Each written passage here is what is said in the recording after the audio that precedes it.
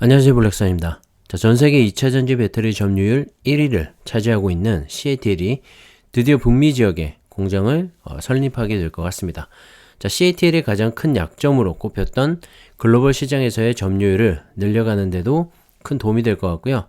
특히 GM과 포드, 스텔란티스, 그리고 테슬라가 있는 미국 시장 진출도 가능하게 될 것으로 보여서 앞으로 LG에너지 솔루션과 함께 여전히 글로벌 1, 2위를 다투면서 성장해 가지 않을까 생각을 합니다. 자, 현재 CATL은 연간 125GW시 규모의 생산시설을 보유하고 있는데요. 2026년까지 579GW시까지 늘릴 계획을 가지고 있습니다. 현재 CATL이 차지하는 이 글로벌 배터리 비중은 약 30% 정도인데요. 중국에서의 비중은 50% 이상을 차지할 만큼 중국에서의 비중이 상당히 높죠. 그동안은 이렇게 압도적인 중국 시장 점유율을 바탕으로 이 글로벌 시장 점유율 1위까지 달성을 했었는데 중국에서 전기차 침투율이 증가를 하면서 새로운 대안이 필요한 상황이었습니다. 글로벌 확장성이 필요했던 거죠.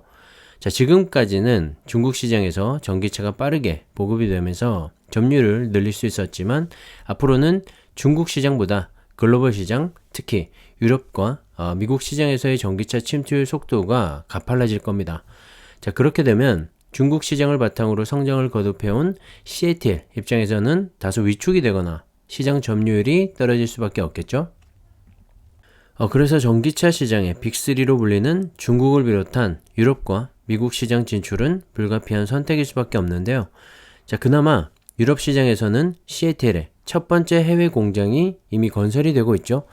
독일의 튜링겐주에서 14에서 최대 24GW시 규모의 공장이 이미 건설 중에 있습니다. 자, 규모는 그리 크지 않지만 그래도 첫 번째 해외 공장이라는 점에서 의미를 부여할 수가 있겠죠. 그리고 들리는 소식에 의하면 유럽에서 두 번째 공장 부지를 알아보고 있다는 소리도 있고요. 폴란드가 유력하다는 보도도 있었죠. 자, 이렇게 유럽 지역에서는 나름대로 첫 번째 공장을 건설하면서 글로벌 확장력을 보여주고 있었는데 미국에서는 전무한 상태였죠.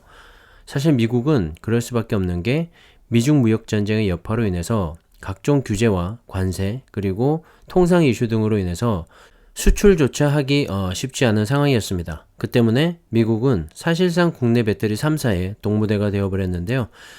CATL도 그런 점을 잘 알고 있었겠죠. 그럼에도 불구하고 놓칠 수 없는 미국 시장이란 걸 말이죠. 그래서 CATL은 북미, 특히 미국에 진출하기 위해서 여러 가지 노력을 했을 테고 그 대안으로 멕시코라는 지역을 선정하게 된 겁니다. 자, 여기서 하나 인지하고 넘어가야 할 게 있는데요. 자, 우리나라 배터리 3사도 현재 미국 진출을 선언하고 발빠르게 공장을 건설하고 있죠.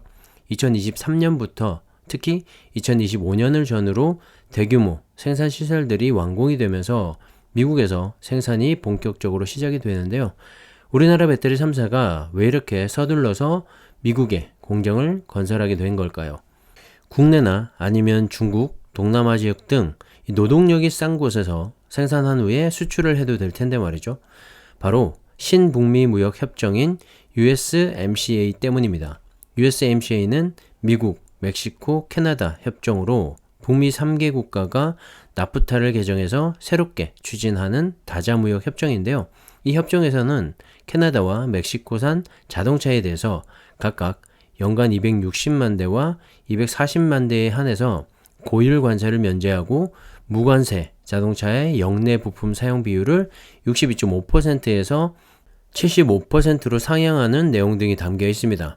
이 협정이 바로 2025년부터 적용이 될 예정이기 때문에 자동차 부품을 공급하는 배터리사를 비롯한 2차전지 관련 기업들의 해외 진출, 특히 북미 지역 진출이 늘어나고 있고 늘어날 수밖에 없는 상황인 거죠.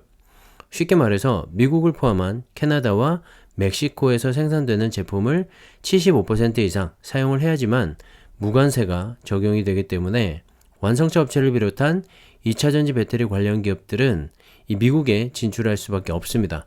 무관세 혜택을 받기 위해서 말이죠. 당연히 이 완성차 업체들도 수입보다는 자국 내에서 생산된 부품을 사용할 수밖에 없고요. 단가 면에서 훨씬 이득이니까 말이죠. 자, USMCA 협정은 2025년부터 적용이 될 예정이기 때문에 그 시기에 맞춰서 모든 부품 업체들과 완성차 업체들이 서둘러서 북미의 공장을 건설하고 있는 겁니다. 이번 반도체 대란을 겪으면서 미국이 각성을 한 거죠.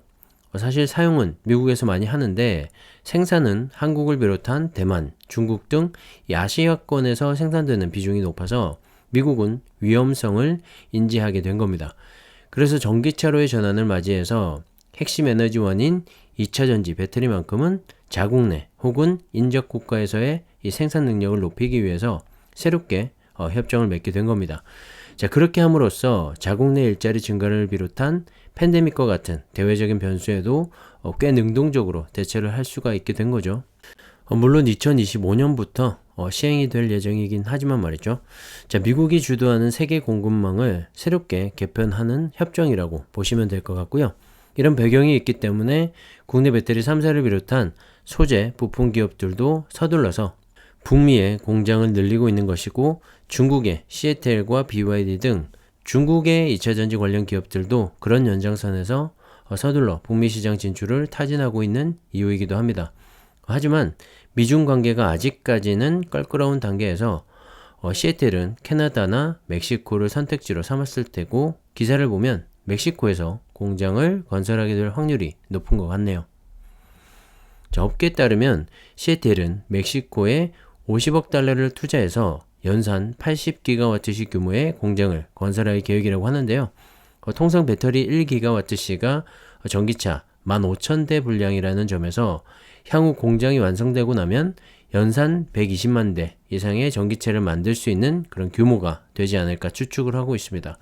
자, 북미 지역에서는 GM과 포드, 스텔란티스를 비롯한 테슬라와 토요타, 혼다, 현대차까지 포진을 하고 있기 때문에 CATL의 공장이 북미 지역에 지어지게 되면 향후 저가형 LFP 배터리 공급이 좀 더 원활해지면서 앞으로 수요도 더 늘어나지 않을까 생각을 하는데요. 현재 CATL과 테슬라의 관계가 밀접하기 때문에 공장 증설 후에 이 테슬라향 배터리 공급이 될 것이라는 관측도 나오고 있습니다. 물론 테슬라도 어느 정도 비중을 차지하게 되겠지만 제 생각엔 일단 CATL의 공장이 지어지고 나면 테슬라뿐만 아니라 이 저가형 LFP 배터리를 찾는 완성차 업체들의 러브콜도 늘어나지 않을까 생각을 하고요. 그렇게 된다면 이 북미 지역에서의 생산 시설을 좀 더 늘려야 할 수도 있겠죠. 국내 배터리 3사의 북미 생산 비중이 70%를 차지하고는 있지만 이 완성차 업체들이 향후 저가형 모델에 대한 어떤 배터리를 선택하느냐에 따라서 북미 시장 전체 점유율도 달라지지 않을까 생각을 합니다. 자, 그렇기 때문에 2차 전지는 한국과 중국 두 시장 모두를 담아가는 게 맞을 것 같고요. 차이나 전기차 ETF를 비롯해서 타이거, 2차 전지 테마, 그리고 글로벌 리튬 앤 2차 전지 ETF 등의 투자 시에 참고하시면 좋을 것 같습니다. 자, 앞서 말씀드렸던 신북미 무역협정, 즉 USMCA 협정으로 인해서 우리나라 기업들도 북미 진출을 서두르고 있는데요. 최근에 포스코 케미칼은 GM과 양극재 합작사를 설립해서 캐나다 백건구 지역에 공장을 건설하기로 했고, 동박을 만들고 있는 솔루스 첨단 소재도 북미 지역 공장으로 캐나다를 선정하고 그엉비 지역에 공장을 건설할 계획이라고 합니다. 거기에 더해서 오는 23일 LG에너지 솔루션과 스텔란티스가 캐나다 온타리오주에 배터리 합작사를 설립하는 계획을 발표할 예정이라고 하는데요. 앞서 발표된 바로는 연간 40기가와트시 규모의 공장을 건설하기로 했었죠. 자, 이렇게 글로벌 점유율 2위를 차지하고 있는 LG에너지 솔루션을 비롯한 소재 부품 기업들도 미국 외 지역이긴 하지만 신북미 무역 협정에 속해 있는 캐나다를 선택하면서 빠르게 이 북미 지역 확장의 속도를 내고 있는 것 같습니다.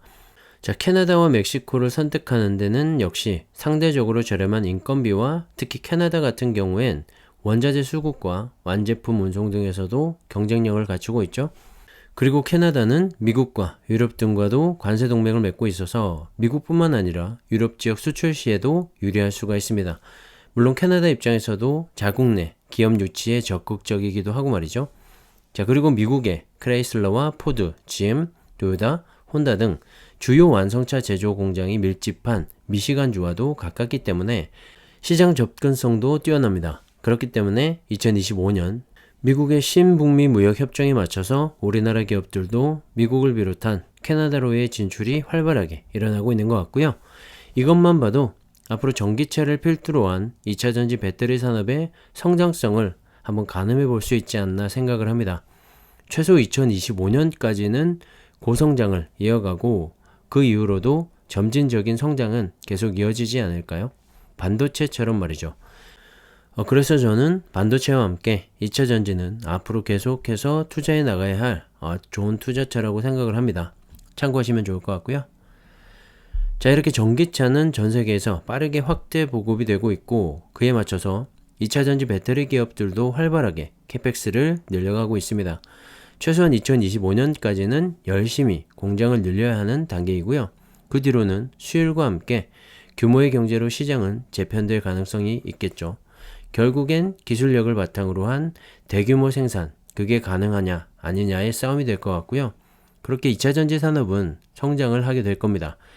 최근 1, 2년 크게 오르다가 한번 쉬어가고 있는데요. 크게 걱정하시는 분들도 많이 보이는 것 같습니다. 하지만 제가 생각하는 2차 전지 산업은 이제 막 걸음마를 떼고 있다는 생각을 하고요. 아직까지 성장해 나갈 날들이 더 많이 남았다고 생각을 합니다. 자, 10,000원에 사서 15,000원에 팔았다고 좋아하는 그런 투자 말고 정말 처음부터 꾸준히 모아가면서 나중에 진짜 큰 수익까지 얻게 되는 그런 경험을 해보셨으면 합니다. 자, 그러려면 2차 전지 산업에 대한 이해와 믿음이 우선 필요하겠죠. 그리고 대외적인 변수에도 흔들림 없이 꾸준히 모아갈 수 있는 용기와 결단력 등이 필요하지 않을까요? 비투는 절대 하지 마시고요.